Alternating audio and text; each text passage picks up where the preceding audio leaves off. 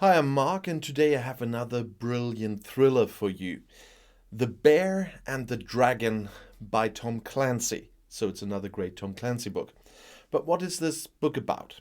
In a high level assassination attempt in Russia, newly elected Ryan sends his most trusted eyes and ears, including counterterrorism specialist John Clark, to Moscow, fearing the worst is yet to come. And he's right.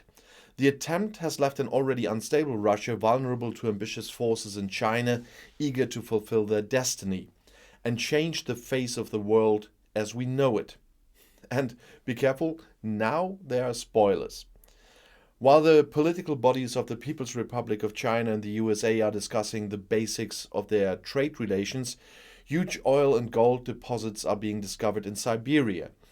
After a tragic incident in which the papal nuncio to China and a local Baptist minister are shot dead by Chinese police, a trade boycott of Chinese products ensues, and that leads to a total collapse of the Chinese economy.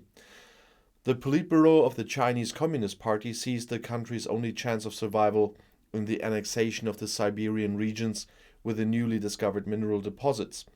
As a result, there is a war between China and Russia, which had recently been admitted to NATO due to intelligence findings. The USA sends the first armored division to Siberia to support the Russians in their fight against the Chinese People's Liberation Army. With China, the only nation still in possession of ICBMs, President Ryan is considering taking those weapons out of the game. The Chinese SSBN is torpedoed and sunk by the American submarine USS Tucson.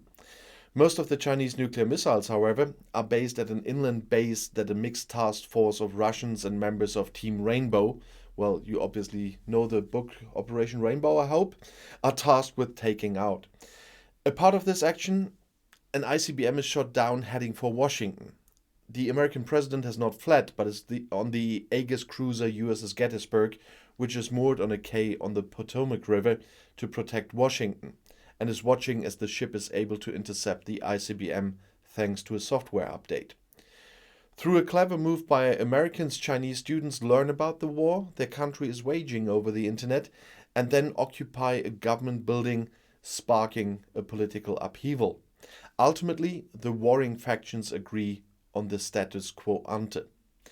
Tom Clancy is genius again when it comes to telling the story of political intrigue and the inner workings of politics.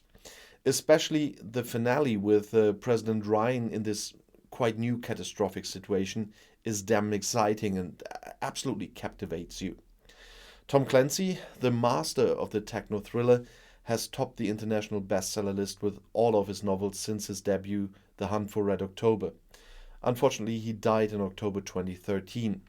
And if you haven't read this book yet, all I can say is definitely read it.